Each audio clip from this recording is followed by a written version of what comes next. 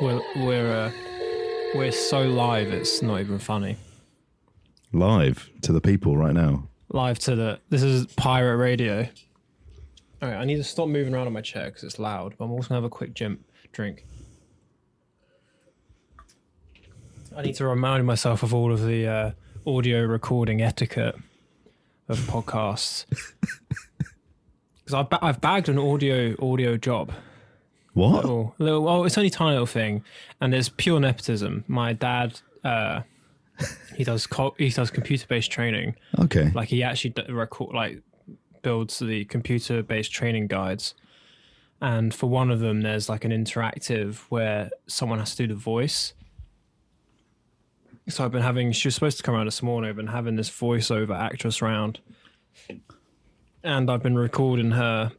And then I edit it up, cut it up. And it's like, it's about some gas pipelines in Nigeria. And it's like, the permit to work system requires the person to have a permit to work. And it's like that sort of thing, you know? And weird. It's annoying because like permit to work, like it really is a lot of feedback. Yeah. On the microphone, so I'm in there like tweaking it, but hopefully that's pretty interesting. I mean, I can't do it for an entire podcast, but I'm starting to learn like little cutting about, like I cut every time she does like a breath, she's like and I'm like, nah, and I cut that straight out. Ooh. I think that'd be a bit weird. Could you imagine a podcast if it was just you never heard them take a breath? Yeah, that would be weird. Like they'd just be like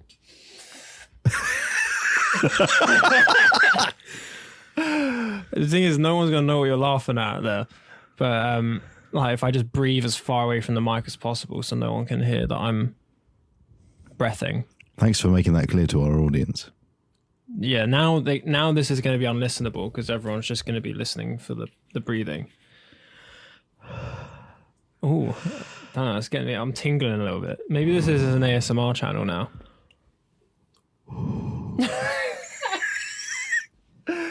Oh, I'd be up for that. Yeah, we'll get it done. So I'm trying to think back now. So have we actually spent time with each other since the last episode we recorded? Pretty much not, because we were both living the dream, which ended too early. Which was the hellish nightmare, actually. Yeah. Yeah. So, I mean, did you address that you were going? Because I know I blabbed on about me going to uni, but did you address that you were going to uni as well during the episode, or was it only a couple? I can't remember if we spoke about it in the episode. But I don't listen to the episode that regularly. Neither do I, funny enough. I don't think anyone does. So, all right, yeah. So we went off on our merry way September last year, separate directions, like at the end of a summer break movie. You went to Bedford, I went to London, and we both studied. So you went for teaching. Yeah, to become an art teacher. Yeah, I'm pretty sure you did talk about this before. I have my reasons, and I'll go into mine. But I'm curious. So what? Because I know we only recently. How did you find out that I dropped out? Because I feel like you messaged me. Someone told me. Yeah. I think it was Hannah Jolly Brown. Yeah. She's a blabbermouth. Probably would have been absolutely. Her.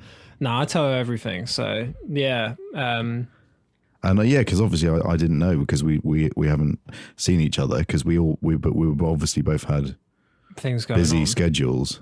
I can't remember when I popped around yours to mess around with vinyls that time. Was that before or after we recorded? That was yonks ago.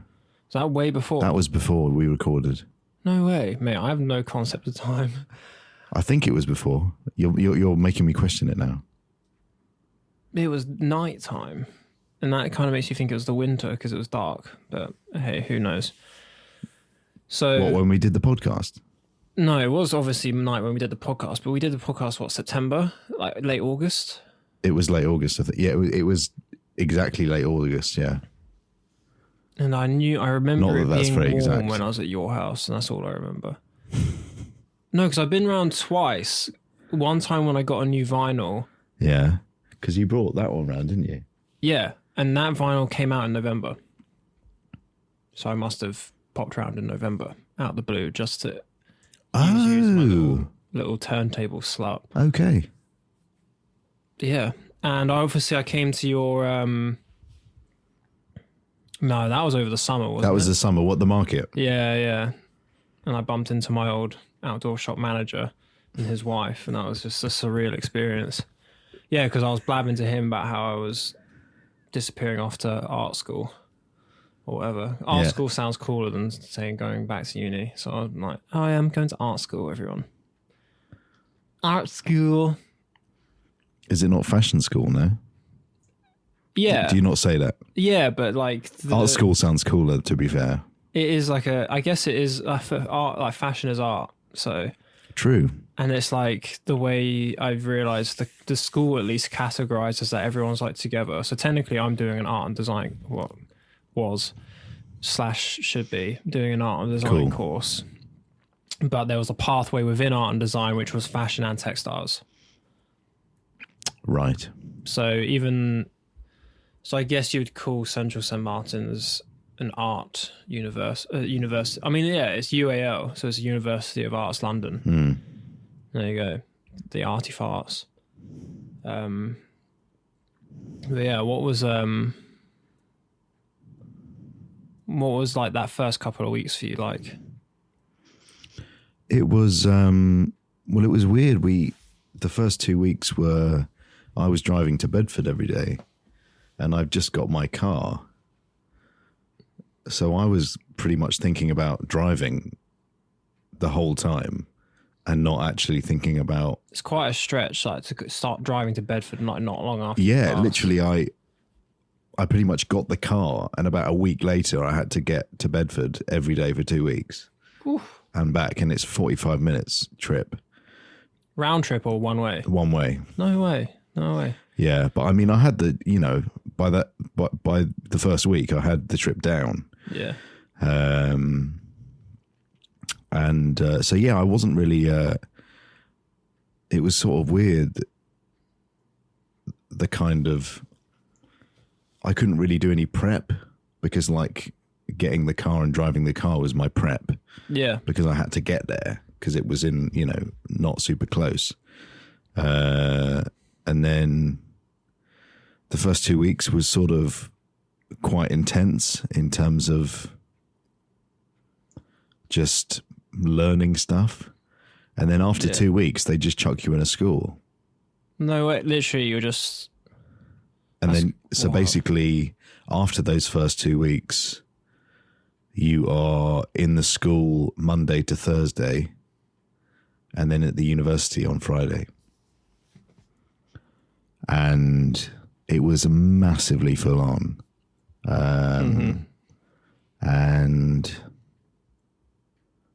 it was, I just got very behind because there was a lot of sort of plates that you had to keep spinning, in terms of like there was uni work, then there was the work for the school. Yeah. Then there was, planning lessons. And I didn't even get to all of this stage. I only did a couple of starter activity lessons. I mean, I quite enjoyed being with the kids because they were like a bit of a laugh. Yeah. And what year was this? How old? So I was this was all secondary school, mostly lower school. So years 7, 8 and 9. Okay. Yeah, that's like I did a couple of year 10 classes, but I don't think I did any higher than that in terms of like watching. Yeah, yeah. Because basically for the first few weeks after you start, you're basically just sitting in lessons looking what the teacher is doing to basically learn the craft. And then when you feel comfortable to do so, you can kind of move in and start helping the students yourself. Yeah. Which I did enjoy doing, to be fair. It was just the whole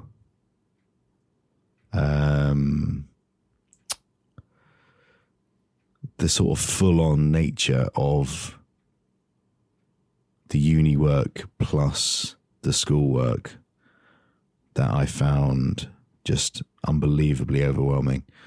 And it just got to a point where I was missing placement. I just couldn't go into my placement school because I just sort of had a knot in my stomach. Yeah. And, just stayed in bed all day. And obviously that's not going to get you a qualification at the end of the year by doing that. So I realized a degree in bed at the University of Bedford. So yeah, so technically you were still on it, Still on it, mate. So,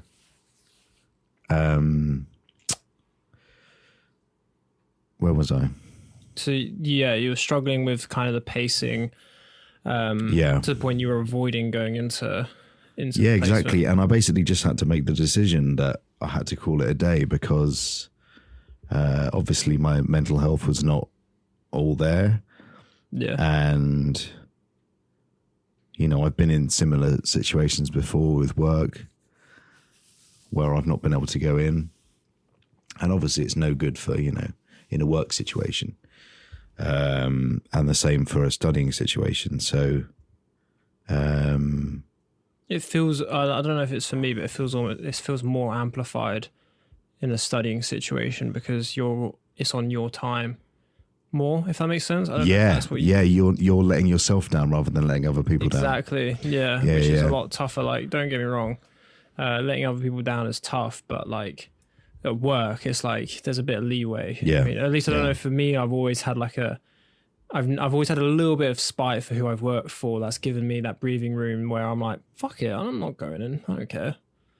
But like when it's for me, it's like I'm the only one losing out now. Yeah. So that was quite hard to I had lots of difficult conversations with my family and some friends, and that was quite challenging. But when I made the decision to stop, like a whole weight was lifted off me. Yeah. And I knew that it was the right decision. Yeah. Yeah, no, 100%. Like, I mean, I was in the exact same boat. Probably within a couple of weeks of each other, I can imagine. Because I think I was the end of November when same. mid-end November, I stopped going in. But, so obviously the whole prospect of uni for me, and like I can bring this way back to, and I don't know if this is a similar thing for you, but like did you go to uni after sixth form? I did a foundation course. Yeah. Then after the foundation course, went to uni.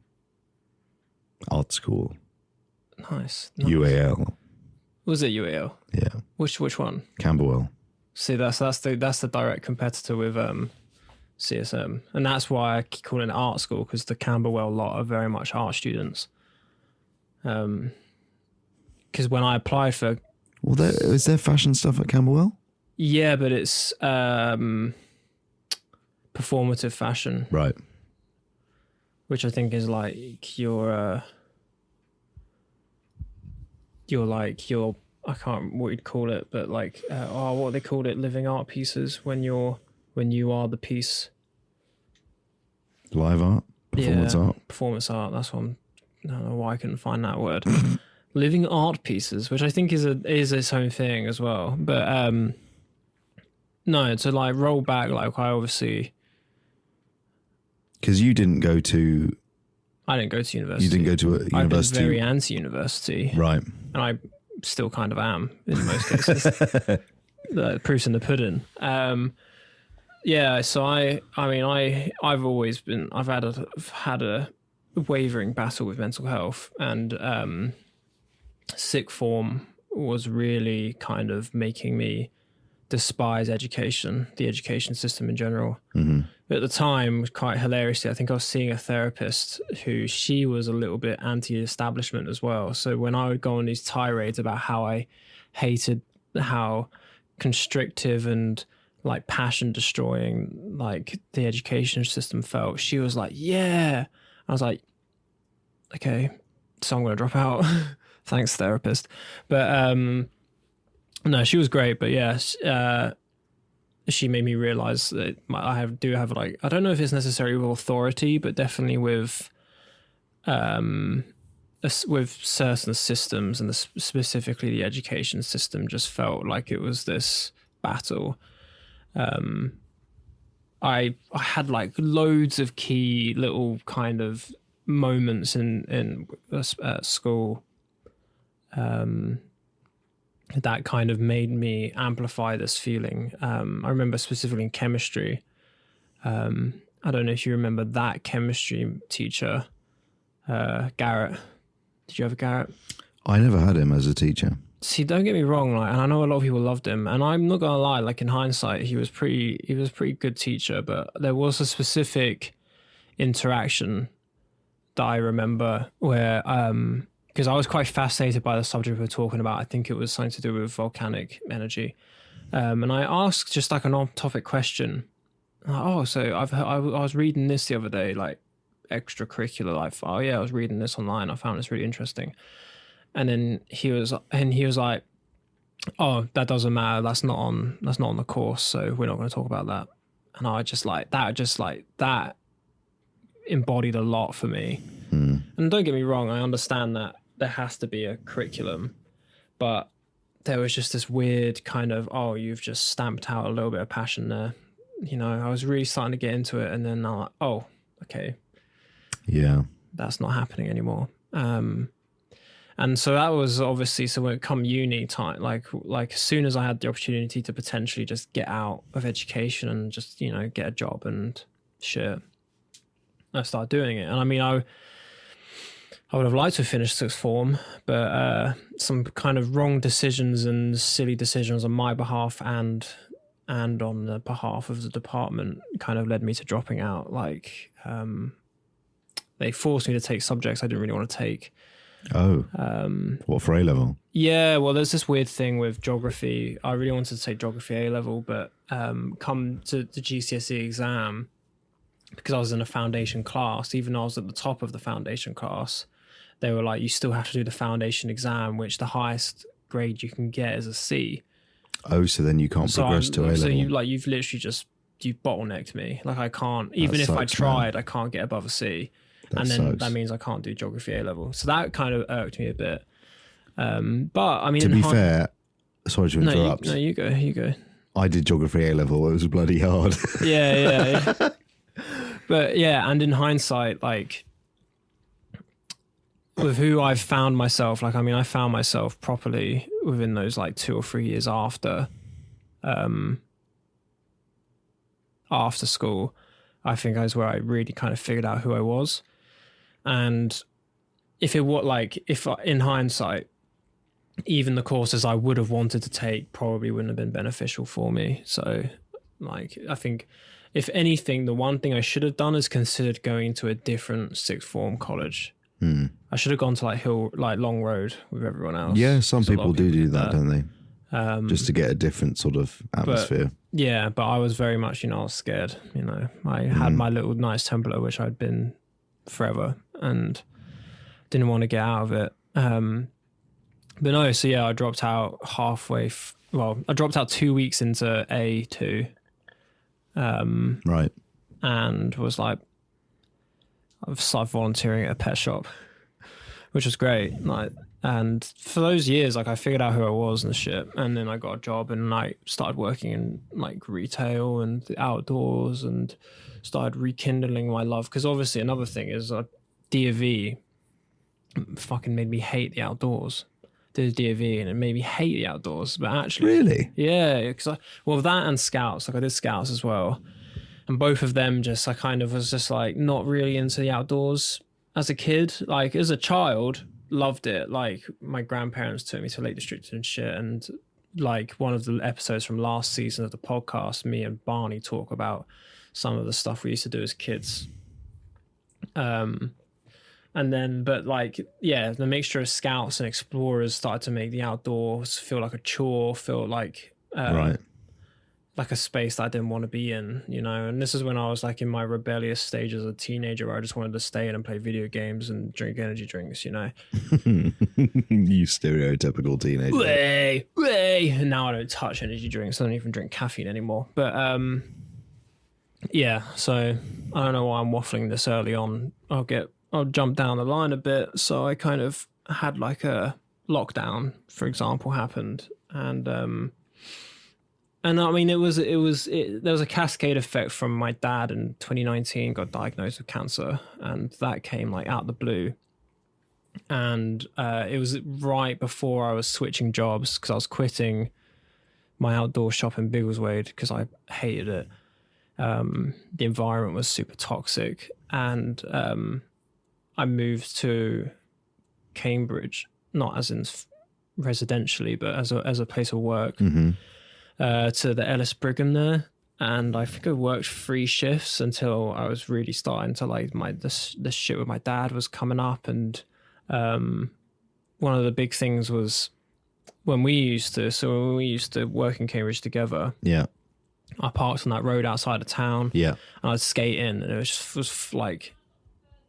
just perfect. Like there was nothing like that. Commute was one of my favorite commutes, even though it was like a half hour, 40-minute drive, and then like another 20-minute skate. But like, it was just so nice that you go through Cambridge, and then like it was always quiet. But then I'd turn up on the first day of my job, Ellis Brigham. I'd drive in, permit holder only, the entire road. And I'm like, fuck, where am I going to park? And I start freaking out, ringing my manager. It's like, okay, the place I was going to park, I can't park. And I eventually find... Oh, so that's changed since last time we were there. They've all switched that over. I just got a parking fine literally last week. Whereabouts? For parking in a permit holder's place in Hitchin. Yeah, Hitchin's notorious. Totally didn't even know. I just thought it was a spot. Whereabouts was it? Sort of the other side, like just in a residential area. Oh, okay, yeah. And I just didn't clock it. But, yeah. Well, that's like, and like I almost had that. Like I parked up and was about to leave, and I was like, hang on, that sign looks different, and it said permit holders only. And I was like, oh wow, luckily you saw it anyway. Yeah, and I ended up driving out of town even further. I was like on the edge of town, found a parking space. And yeah, and I thought about like I could park at Trumpington and get the park and ride in. I could get the train in, but trains are a nightmare. But like all of these were like little excuses for the fact that I was really kind of dealing with this news with my dad, and I just was like, actually, fuck this. And I just messaged my manager. I was like, look, I've just had some stuff come up. I'm not going to be able to fulfill this role.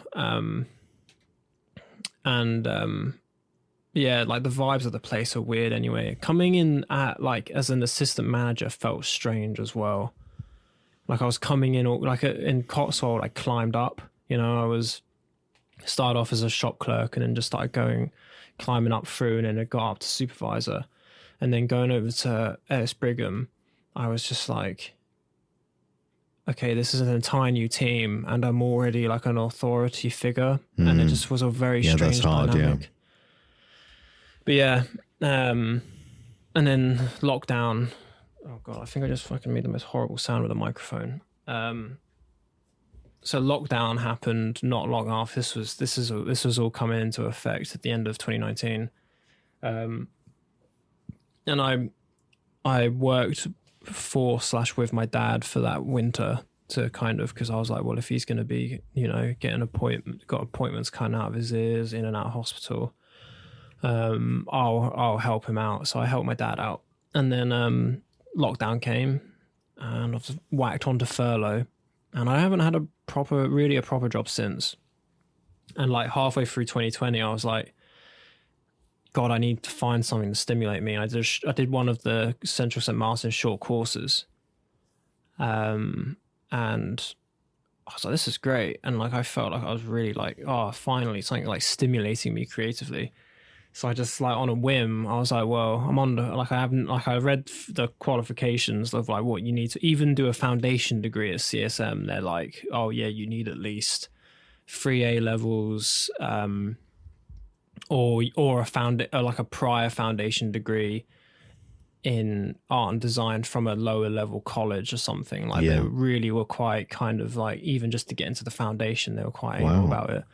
And I was like, fuck it, like I'll apply anyway and it'll put me on my place. If I don't get in, fuck it, I'll just go back into work and then I'll never have to think about it again. That's kind of what like part of me was weirdly hoping for. And then, yeah, like squeeze this fucking, I thought to be the most basic shoddy portfolio out of my arse. Like I just like I looked up at like fashion portfolios for what other people had done. I was like, I can't do that. So I'm just going to fucking do what I can, put a bunch of pictures together. And then I applied and yeah, I fucking somehow managed to get in. And that was like a shock to the system. Wow. And yeah, like I lived my life and planned. I was like, all right, cool. This was like March. Yeah, I think March time.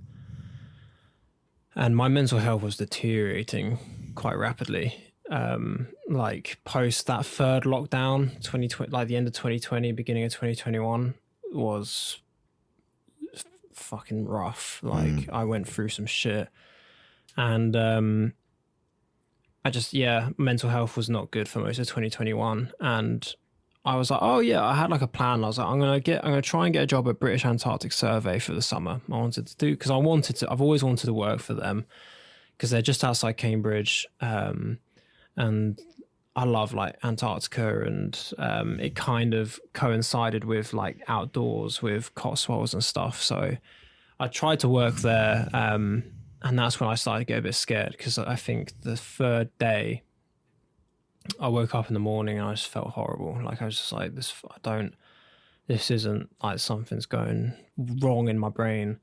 And I drive there, I still get there and I get to the car park and like, I'm like, right, just open the door, get out the car and walk in. And I just couldn't do it. I was stuck in my car. Wow. And like, I was just freaking out. I didn't know what to do about it. So I rang my mum and like before, like literally my mum was like, she answered the phone, was like, hello. And I just started crying, bawling. And I was just like, I don't know what I'm doing. I don't know if this is right. And yeah, like I rang them. I was like, I'm literally like, I'm in the car park and I can't move. And they're like, wait, are you okay? And like, they're like, you know, they're thinking the way I phrased it, I realize now, like they're thinking I'm like having a fit or something. I'm like, I mean, now I'm just freaking out. And then they're like, look, like you can come in, like we can make this an easier experience as possible. And I was like, I wish I could, I just can't. And I drove home. And yeah, like I had to quit. I was like, I can't, like, I don't know, something stopped me. And then that's when I was starting to think, oh, fuck, like with this mindset, if I'm going to struggle with this, I'm going to struggle with uni. So I already had the kind of the foreboding, like uni might start being a bit, and like in hindsight, and I mean, even still today, I've really been having bouts of what you'd call agoraphobia, probably. Like even just like leaving the house and stuff's been really, really hard on like just the mental strain of it. And yeah, fucking, I mean, at least, so I'm assuming you managed to get into uni quite like before it started. Like you got a good couple of weeks in where you were actually attending. No, I was totally fine. I was really looking forward to it, really up for it. Yeah. And it was just the course itself that kind of triggered me to, go a bit down the turn. So I always wonder if the course is actually the least of my problems. Oh, interesting. So I remember getting up. Oh mate, it was like fucking like it was cinematic. I got up the first day of uni. And I didn't really sleep. Obviously, I don't think anyone really does on a day like that. And you know, I'm like, I'm gonna get dripped out, got the coolest outfit. I was like, yeah, like I just think like, or even then, like I overthought the outfit to the point. I was like, oh, I want to look cool, but I want to look effortlessly cool. So I just wore like like this, like I put way too much thought into that. I had to pack my bags, and I picked up the sketchbook, and I had this big old sketchbook with me. I was like, fucking hell, this feels crazy. Like, what am I doing?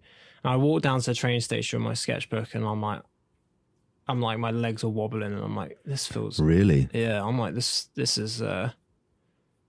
feels different, and I don't know. Like, I had this weird like, and I'm like listening to music and shit, and I shouldn't have done it. I put on fucking, I don't know if you know Porter Robinson.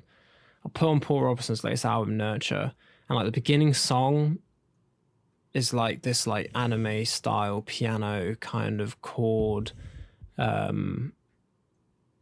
just like an anime intro song almost. And like I'm sat at the train station, and I just like, this is when the mask mandate was super anal, so I was like masked up, thank God, but I just was crying into my mask, like, so and this coming from someone who doesn't cry. Like, the last time I cried before then was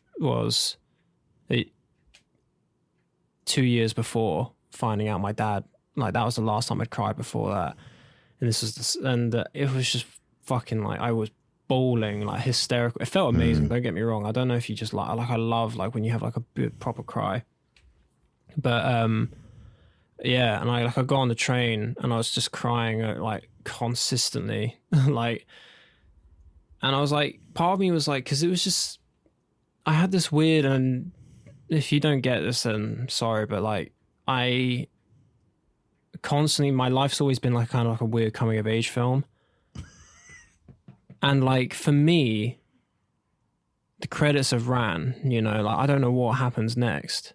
This is the part, like, you know, like when it's like, I'm trying to think, I can't actually think of, like, I think Ferris Bueller's Day Off's a really good example, actually. Like, Ferris Bueller's like with the way he's like, this is like the last, like, because I graduated, but I didn't graduate and then go on to do anything. I graduated, well, I barely graduated, I dropped out and didn't officially drop out to the point that I think I was still in the yearbook, but just as like a blank page, which was quite funny. But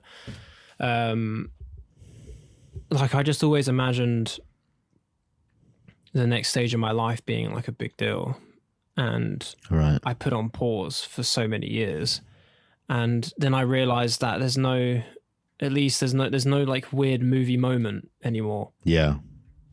Yeah. Like, I'm like, as I'm on the train, I'm like, the credits are rolling. I don't know, nothing happens after this, you know? Yeah, you kind of think it's going to, because that was the same with me, because I thought, yeah, this is my moment for me to have like a career. Yeah.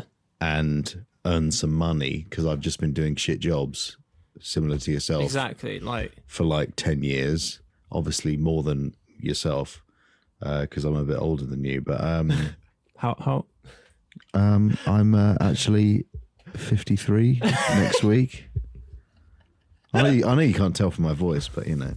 I'm 72. I've dropped out of uni for the 4th time. No, but I mean, even for me, like, yeah, the age thing was a part of uni where I was like, yeah, was that an issue? Because you were obviously what, 4 I'm like 4 or 5 years older than everyone else, more or less. There was one person, there's a couple of people roughly my age, who I was kind of, my plan was to glue to them and just be like, be my friend, you know. And I tried, like, they all set up like their like WhatsApp group and everything before the course started, and I was like trying to mingle, like, hey guys, hey. They're very London, lots of people, very London people. And then there's like international students who are like, you know, from completely different walks of life. Yeah.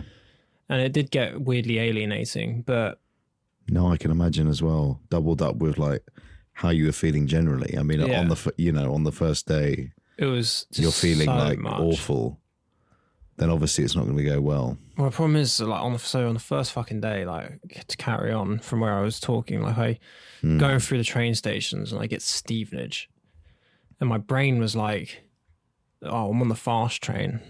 the next stop after Stevenage is London, like it's Finsbury Park. And I just was like, oh yeah, it's not a big deal. But then me crawling my eyes out, I hear like the beeping of the warning that the door's going to shut. Get out of my seat, just jump off straight away. Just literally, I've never had such a weird impulsive reaction before. And then that's when the ugly crying started. We've just got to the fun stuff. Like I sat on the platform, just ugly cried, and then I messaged my mum as I got off, and then I was like, I messaged I think I had one friend who knew I was going to uni at the time. I kind of really kept it quite private that it was my first day because I didn't want to make a big deal. I didn't want anyone being like, good luck on your first day, because that would just make me vomit, Yeah. I was just like, I couldn't do it. And they're like, do you want me to meet you at King's Cross? Like, I'll do anything. I'm like, I cannot move. I'm like ugly crying at the end of the station, like peering to my left. So this is at King's Cross? This is at Stevenage. Oh, Stevenage, right. Okay, yeah. And yeah, like the next train came and I was like, just get on the next train and go into London. I couldn't do it. I sat there for like an hour, watched like 3 trains go by. Yeah. Before I turned around and went home. But yeah, embarrassingly, I got onto campus once. I managed campus one time. And even then I was like, I can't step foot in the lecture room.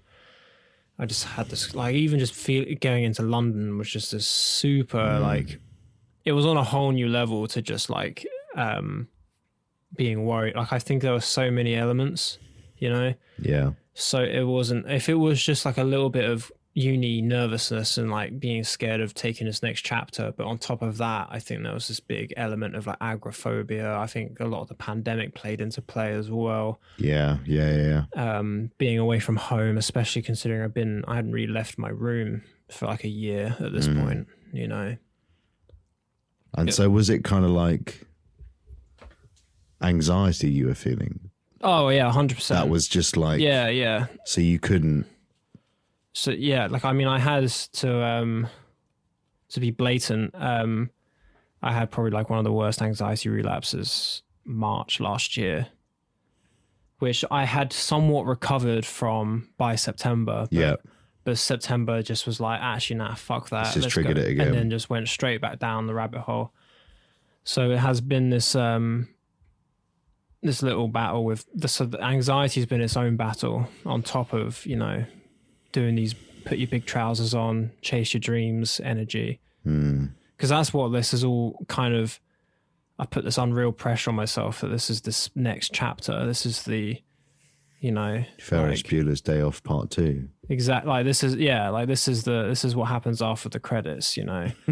It's just a complete surreal gravity to it. Like even telling my grandparents I'm going to uni just felt fucking weird. Telling myself I'm going to uni felt horrendous. And like, yeah, the age thing felt a bit odd, but I got over that quickly. The more I was like, this is it. Like, but then the more I was like, this is it. The more I was like, oh shit, no, this is it. You know, this is like, I was terrified of feeling defeated. And I think I still am. Like, I'm still kind of coping with that initial, like, I've only deferred. I haven't dropped out. And I don't know. Yeah, that's good. So I am due to be going again next September, hopefully in better spirits. Because I mean, the uni was very good about the mental health of it all. That's really good. Like I was like, because come November, I was trying my best to kind of do some of the coursework remotely, but they were like, look, like you need to be attending in person. You're not getting the full experience.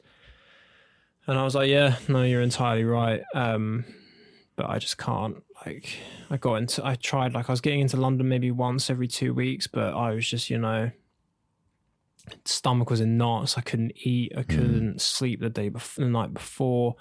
I was just getting these sensory overloads that were just like nothing I've experienced since, apart from when I was like a kid.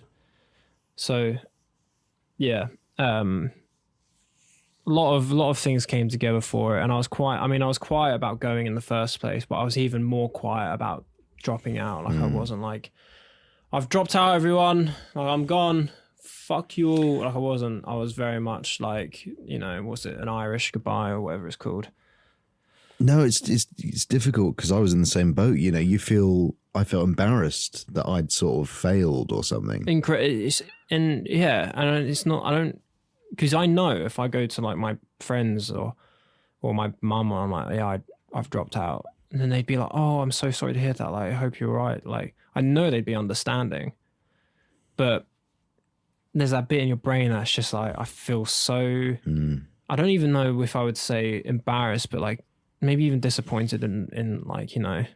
Yeah. I did hit a very dark, and I'm still struggling with it now. Like, not long after I finished the podcast, hilariously enough, I was just self-deprecating and self-loathing. Like, I was just like, where am I? What am I doing? You know, I haven't picked up a job since I dropped out either. Because it's just the prospect of picking up work right now is like wild. I don't know. I'm in a very strange place, to be frank, and coming to terms with setbacks is always, I think, is one of the biggest battles, because that's what it feels like, you know. No, definitely, you got to, you know, your health and well-being is the main important thing in everyone's lives. Yeah. And so you have to take it seriously. And, you know, we've both sort of experienced that in slightly different ways. But yeah, as I said, it's so important to just think about how you're feeling inside. Because if you're not feeling great, you need to do something about it. No, yeah, I mean, entirely. Like, when the initial relapse was real, like that was in March last year. Came out of the blue, completely side swiped me in a way. Like, I was really just quite ignoring it at first. I was out on a cycle ride with my cousin, and just out of the blue, like, fight or flight kicked in. The anxiety just came out of nowhere. Like, I hadn't really experienced any severe anxiety for most of like 2017 to 2020. It was quite quiet. Like, I still get anxious. Like, there was definitely, don't get me wrong, like, but in a full-blown panic attack or anxiety attack, hadn't had anything like that for years. And yeah, it hit me like in March, and I was just like, God, like, well, at first I was like, this isn't happening. Like, I don't care. Like, it's just one little attack. I'm just going to get along with my life. And then it started happening again. Like, I tried to go out for a walk with my grandparents, and like, the sun felt really bright. People were everywhere. I lost feeling in one of my arms, and I was like, fuck, like, if I'm about to topple over, like, I'm freaking out. And like, yeah, and I think when I dropped out of uni, like, this was a repetitive thing for most of summer. When I dropped out of uni, it was like, okay, let's look at myself in the mirror and let's own this. Let's just come to terms with myself and just accept that I'm not in this place that I wanted to be in. I'm not feeling the way I want to feel, but that's like, I can't just pretend I'm not. And I think that's a huge part of it. Because it's just, you know, it's like on a societal level as well as an emotional level. Like, pushing things to the side like that is very easy to do, but it all comes and bites you in the ass. And like, therapy's helping. I'm back in therapy again and all that. So, but that's what like the conversation was like at uni. I was like, they're like, oh, so what are you doing to better yourself? And I'm like, well, I'm back in therapy. I'm on medication, but it's like, it's not like, we're not on the big boy stuff. I don't want to be on the big boy stuff, you know? Yeah, fair play. I've always been anti anything that changes that molecular, like, on a level like that. Ooh, it just wigs me out just thinking about it. But no, like, I really kind of, and I am now. And I think a lot of the reason, I don't know if I want to make it a theme of season 2 as such, but reconnecting with people who I was speaking to last year. I'm curious this year how the type of conversation changes. Yeah. Because of these sort of things that come up, and especially after this winter, which was miserable. Like, I think for many. Aren't all winters miserable? Oh, yeah, but I mean, I'm feeling it now. I've always been a bit of a winter baby, but now I'm like, oh, God, like, this is really getting to me.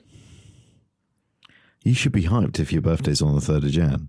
Yeah, and I'm a big into Christmas, but especially like, I mean, I guess it's that slump after that, the sort of festive period.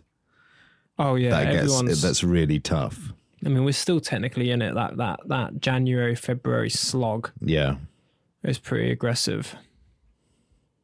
Mm. So how do you normally cope with your winters? I mean, I do like solitude, but I don't know, like, how is living by yourself, especially during the winter period like that? Because I think you're quite a bit more independent than I am.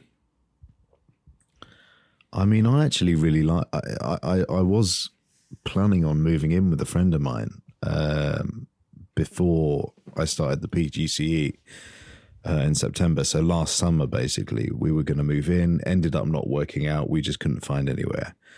But I actually kind of I cherish. I live on my own. I don't have a girlfriend or anything at the moment, and I'm actually really like okay with just doing my own thing. Mm. And I think I would have been compromising that if I were to move in with my friend last year, because you're then having to consider someone else's space and whatever that, how they think about stuff. And whereas I've got my own flat, which I've been in for like 8 years, I think, this year. And I actually really quite like just like being chill, like on my own. What's really weird now is that I've just got a job at a bizarre label printing company. Yeah. And I wind labels onto reels, which is also quite solitary. So I was doing the training, and that was really nice because you were having another person checking what you were doing. But for the past 3 days, last week, I've just been doing it, on my own. So it's kind of like you go to work, you do a job on your own, and then go back home and there's no one else there. Yeah. And you're on your own. And I was feeling a bit like that's a bit weird, but I'm basically trying to sort of make sure that my weekends I'm, definitely seeing people. Yeah. At least one person I'm having some kind of exchange with. Of course, like today, with you, Matt. But yeah, I'm generally like pretty chill with my own company.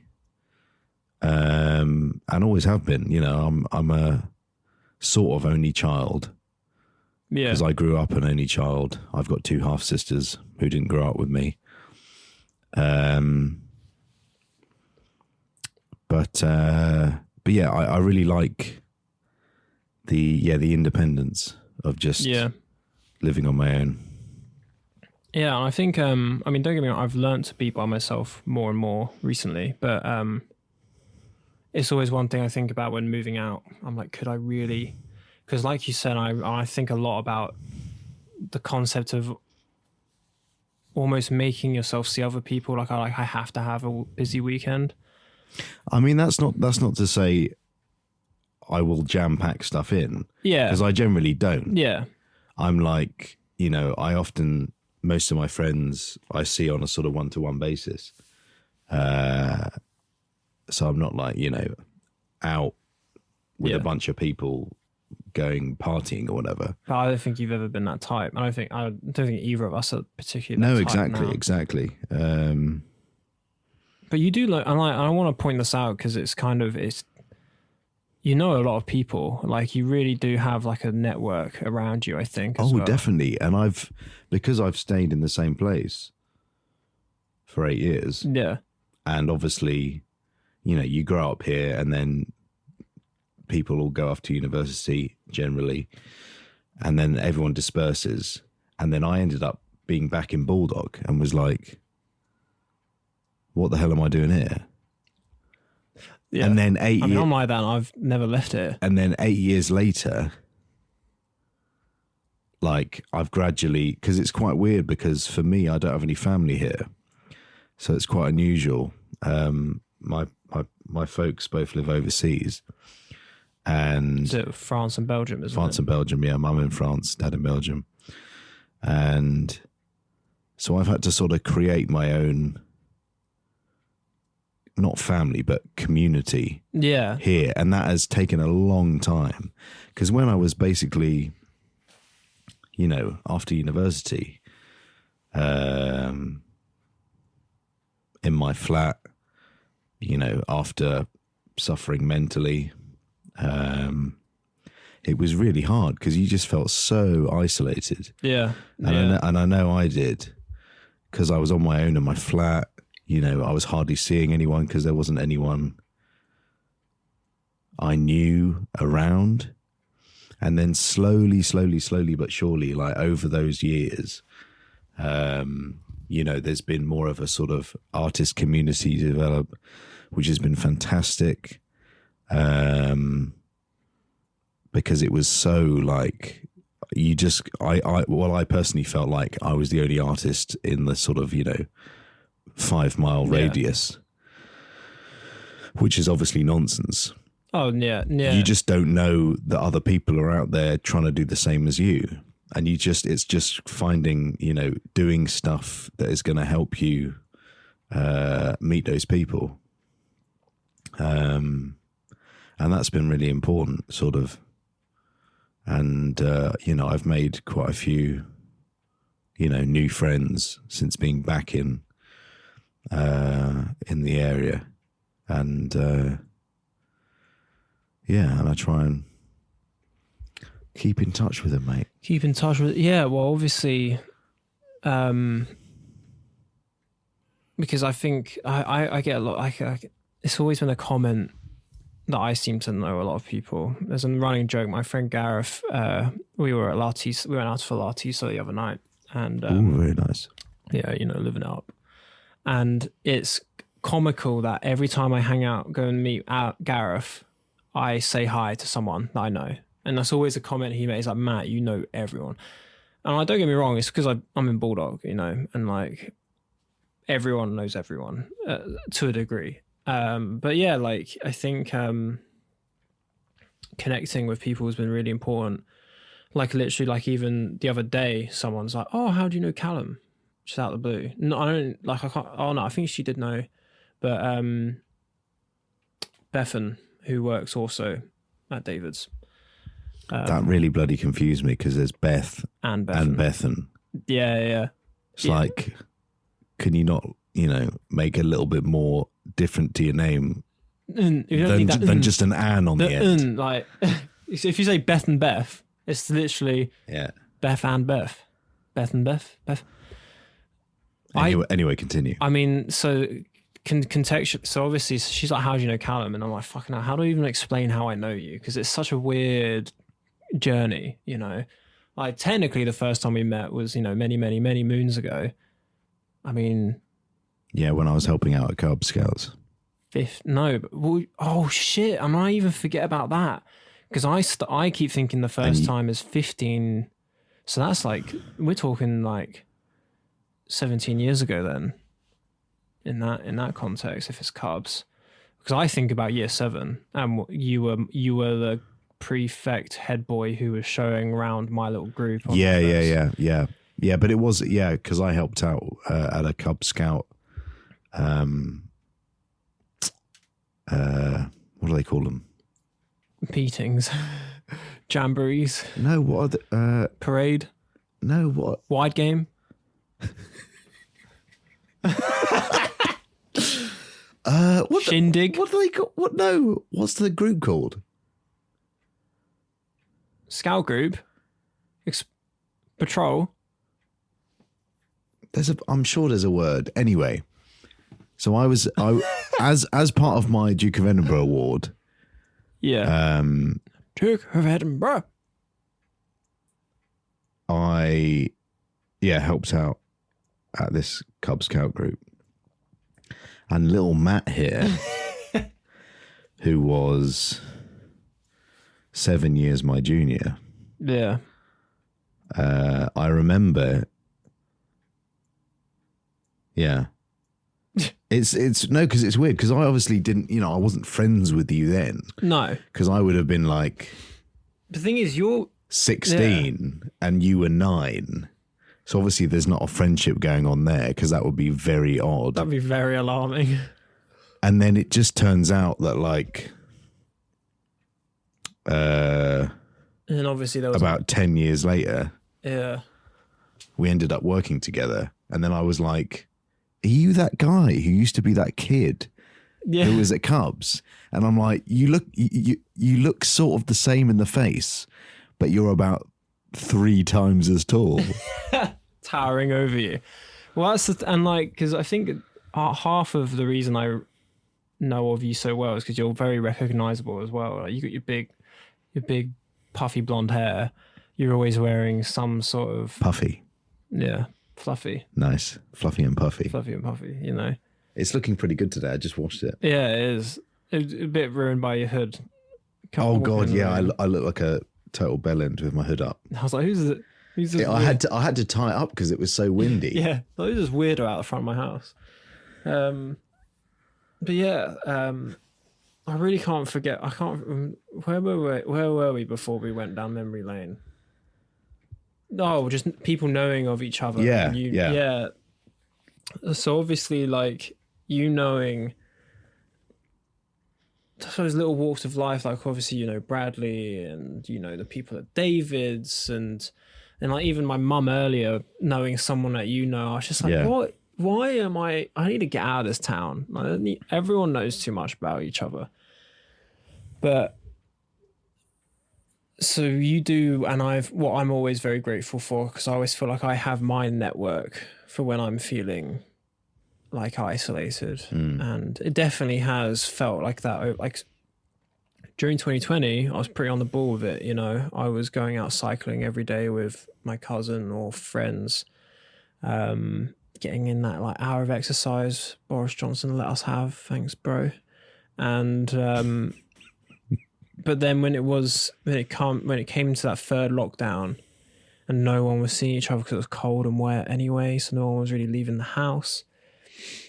That's when isolation took a whole new feeling. I was like, oh man, I am stuck in here. And even because like a big part of my saving grace is I spent a lot of time online with internet friends. I've got a big network, like it's a worldwide network of friends, where I almost made a point at one point to make friends in America. So if I was up at 4 a.m. for any reason, I wasn't completely alone. I could talk to a friend because they would still be awake.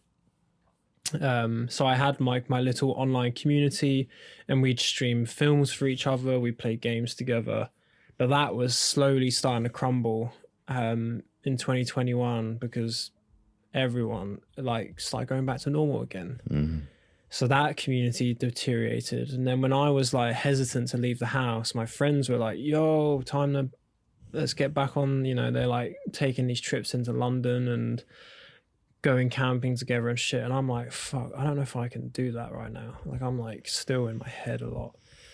But no, like being able to just have like a friend where I'll be like, if I have, oh yeah, I'm going to go hang out with my neighbor, my friends down the road. If I was like, oh yeah, we're going to go and watch a film or something, then they cancel, or something happens, something comes up, then I have I'll just go to my other friend's house and we'll watch Sopranos, or I'll just give my mate up north a call or something like that. There's always kind of been, those safety nets in a way. Because one of my hugest fears is complete total isolation, because a lot of the time I do like me time, don't get me wrong. Like I do like more, like I was saying more recently, with all my family have now had COVID apart from me, because I'm, a Chad. And no, touch wood, I've dodged a bullet for now, but they all had COVID and I'm only one vax in. I haven't had the second jab nor the booster. Oh wow. So I feel like it was a kind of a courtesy for me that I should probably isolate as well. So I isolated for 2 weeks. And yeah, like fucking the day that my dad was allowed to leave the house at the end of that, I was like, fuck off, get out, just go do something, go for a walk. I need 2 minutes to myself. So I like having the kitchen to myself when I cook, and I like, I like being able to go downstairs, blast the music as loud as I want, and my mum's not going to be like, what's this weird music you're listening to, But yeah. Mums are like that. And and don't get me wrong, that's a very weird relationship in itself, but I think a lot about that when moving out. I've always had a dream team. If I had to move out with 2 people and have like a free bed, it would be me, you, and Beth from David's. I just think that's a nice, quiet combo of people who are aware enough to not infringe on each other's privacy, but we all are very unproblematic, and like, because that's what I always get nervous about. Like, I've got close friends who I've been like, yeah, we could move out together, but I guarantee there would be conflict, like just naturally because of the way the personalities are. Yeah. But then the prospect... Fine, for it is different when you live with people. Yeah, but then... It's sort of... other things come into fruition. Is that worth it? Yeah. To avoid the isolation of being... Yeah. Completely on your ones. And that's... Yeah. So is that... So what do you think you'll do, when you move out? I mean, the moving out prospects, it's that I just hate thinking about it. Yeah. Because I hate renting. Yeah. The concept of rent, concept of debt, loans, all of that make me feel ill. Yeah. Because we're in this, this late stage of disgusting capitalism where, like people aren't just renting houses anymore. People are renting video games, people are paying monthly 0% finance on fucking tops, on jeans. I'm like, this is how deep we are into this, where the cost of living is so monumental that people are going to have to start paying off their rice in installations, So like just the idea of $500 a month going to some other person where apart from giving me the permission to literally live in a space, that money's not doing anything else. Like that's effectively being set on fire to me anyway. Terrifies me. So I'm very much like I really want to move out and I really want to buy. Like that's like I want to own property. Yeah. Because I don't think the property bubble will ever pop. Ever. Because God, the filthy rich won't allow that, We've all seen The Big Short. But yeah, like, and then part of me is like, if I'm a weird guy, I'm a bit fucking odd. So maybe I'll do a weird side approach where I was like, maybe I'll do van life, maybe I'll live out my van. I've got friends who do, and they do well with it. But I do like having a static home base. So then I was like, do I buy land and do I build a house? Do I go, do I actually build do I properly get like a contractor involved and build a house on land? Or do I, people are buying, you got these shipping container houses, geodomes, people are building domes. Fuck it, do I just do what like rock climbers do and just live in a tent? I could imagine you doing that, but where would you put all your fucking clothes? Well, that's the thing. That's a huge part of it,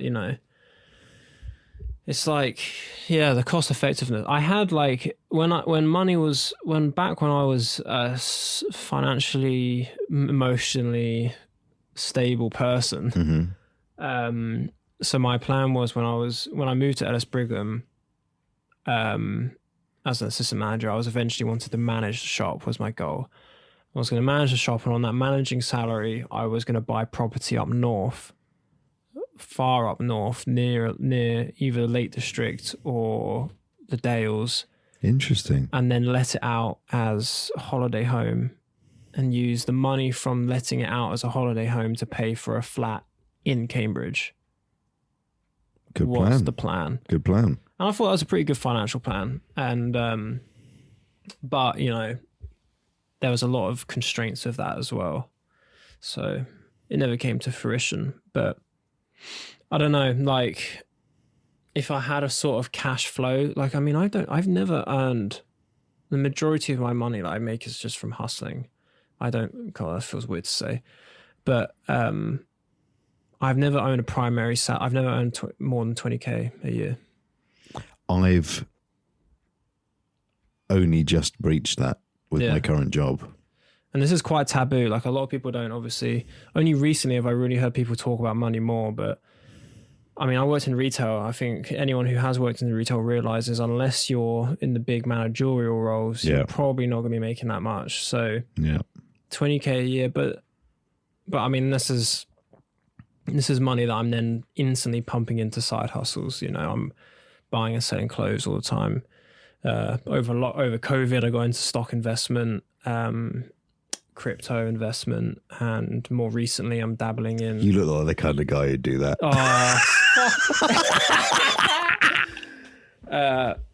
Oh God! But like, yeah, and then that's it's that weird guy who wears those weird shoes. Oh yeah, he's into crypto as well. He's got Bitcoin.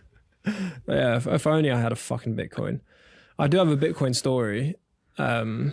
Please don't tell it. Yeah, actually, I'm saving that. I'll save that for when I get a crypto head on. But no, like, it's just I've had this crypto. I go get it from it's the same anxiety of, like, I hate renting places. Is I hate money sitting still as well. Like, you know, did you hear that bang downstairs? It was a fucking loud bang. I think someone just died. Or someone's breaking in. In like, inflation this year is projected to be like 6.8%. Most bank accounts and savings accounts have an interest rate of 1% now. And I'm just like, the concept that even the money you have in your hand is losing value in this capitalist world we live in. I hated it. So I was like, right, fuck it. I'm going to invest. I'm going to stick it in like an index fund. I'm going to do all that rubbish. I'm going to invest, you know, money talks. So, like, even when I was on, like, to be fair, and it helped me out a lot, when I was on furlough during lockdown, I didn't have to spend any money. I was cycling everywhere. I was cooking for myself. Because I was on furlough, my parents felt a little bit, you know, I played the little puppy dog, got a bit sad. I was like, I can't pay rent. So didn't pay rent. And that was a bullet dodge, because I think but that has made me manage to push on the save wave. You know, I've been really saving stuff, and That's good, man. And I've eventually started actually selling my fucking clothes, because that's like capital just sitting there doing fuck all. Yeah. But, yeah, like, so that's been if it's not for the emotional battle of moving out, there's the financial battle as well. So I think about both things. Like, don't get me wrong. I think, like I said, if I do get a steady salary where I'm only putting a third of my wage a month into an apartment, then I would justify moving out, I think. And I'd love to move out with a group of friends and just get that experience for sure. But I don't know. I don't see how I can see that happening. If I do go back to uni, I'll do the foundation year, probably from home still. I'll travel in. And then if I'm feeling emotionally able, I'll go straight into the BA. And If I'm not, I'll take a gap year before going into the BA. And when the BA comes, maybe I'll move out. Maybe I'll move to London. But Christ, if anyone knows me as a person, imagines me living in London, that like even I'm like, oh, the fuck? Like, how on earth am I going to live in London? That's lots of noises and people. I just want to live in a shed in the woods. That's a dream. Yeah. That's a dream. With nothing but a solar panel and a hole in the ground to my name. That's all I need. And some like crypto servers. No, yeah, maybe like 10 years ago, but fuck, they won't do fuck all now. No? No.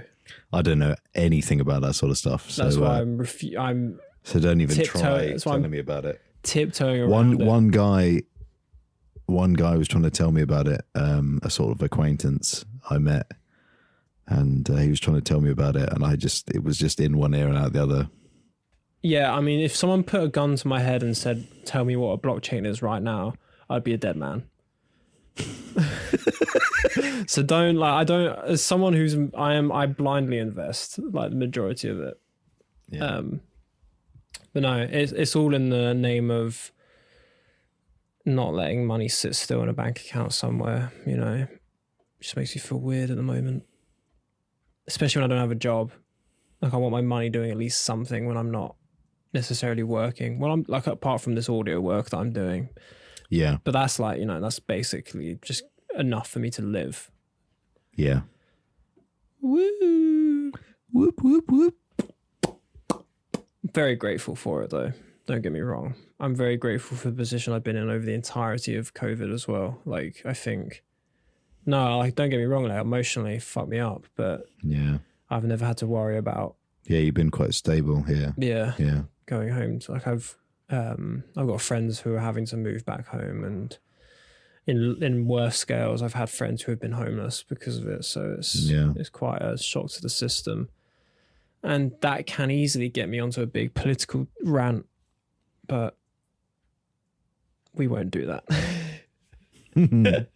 But no, I mean, you're looking extra comfy now, but I know I'm feeling a little bit tired. Actually, this isn't even a late one. The last podcast we did, I was here at like midnight or something. Yeah, and this is only coming up to 5 o'clock in the afternoon on a Sunday, and I'm feeling a little bit like a little bit sleepy.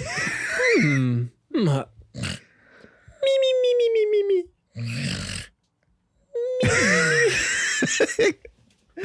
Well, so what time are you planning to go to bed tonight? Obviously, if you've got to be up at 4:30.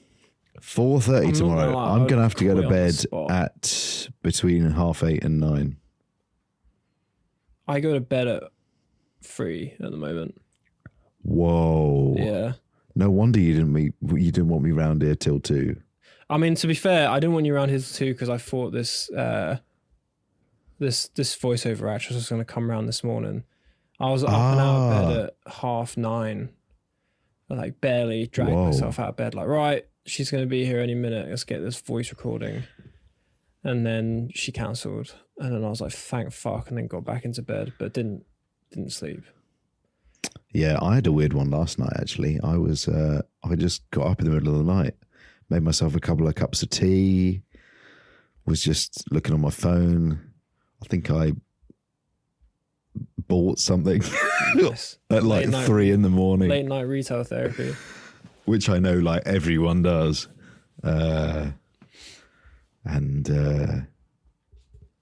Yeah, so I'm feeling it a little bit today. I get it because I always have. I've had a stage of unemployment before. Before I was at Cotswolds, it was between Cotswolds and Size, because part of me was like, hoping Size would hire me on beyond that temporary role.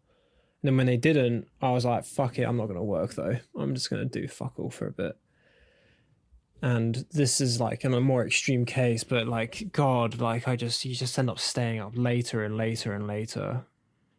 Because it's especially like, I mean, like at the moment, I don't like the daytime. It makes me feel funny.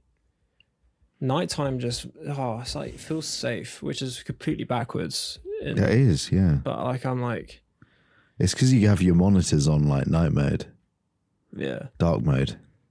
Yeah, and I never turn my main light. I'm a little fucking hacker man. You hiding in are his room. You are 100% a vampire, aren't you? You just got your incisors removed surgically to make you fit in to civilized society, so no one could tell. But I found you out. I've been doxxed. Wait till I bring round the garlic next time I come. You'll be shitting your pants. I don't even know what to say to that. Oh man, but yeah, I don't know. I don't sleep very well. Yeah, I guess it goes with the territory of everything. Yeah. Brain doing malfunctioning. That's a good way of saying it, actually. Brain doing a whoop-de-doo. Yeah, sorry, couldn't come into words today. My brain's doing a whoopsie. Whoopsie. Whoopsie. Whoopsie doopsie. Whoopsie, need a sleepy. But yeah, I mean, it doesn't help. One of my only internet friends that I play games with and stuff. He I think he sends his girlfriend home at 11:30. So that's when game time happens. So then when we do like an hour or two of gaming at 11:30 until like 1:30. Wow. Then it's me time for an hour or so. Just got to wind down, you know, listen to some ambient music, maybe read a bit. Then we get into bed. And then I toss and turn until probably like 3:30 and then I'm out. God. And then my alarm's set for 7:30. So I wake up at 7:30 and I'll turn that shit off because I'm like, why did I even set that alarm? But I can't bring myself to turn it off. And then I'll sleep in until like 9:30. Nutter. I'll fix it though. It's all uphill from here. You can never underestimate. It can easily get worse. True. Anyway, it's been I feel like we've talked a lot, but only actually recorded a little bit because we've been talking. We just had a catch up anyway, outside of the plot. What do you mean we only recorded a little bit? Because this has only been an hour and 20 minutes.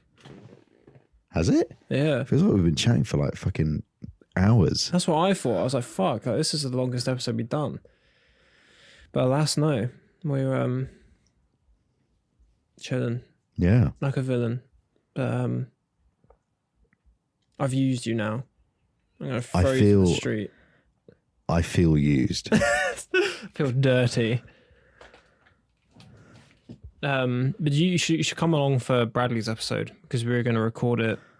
Well, I don't know if I should cut this out or not, but we were going to record it in the Jolly Brown studio, hopefully, and he's going to actually record it with a camera. Oh, sick! So I think it'd be quite a cool vibe if we just had a couple of people just hanging out there anyway, just to listen in. Cool. If you wanted to do that, nice. Oh, the bassy dulcet tones of your burp. Ambient drone. That actually was drone. I'm gonna get that and slow it down to 20 minutes long. All right. Anyway, let's leave it there. Cheerio. Cheerio.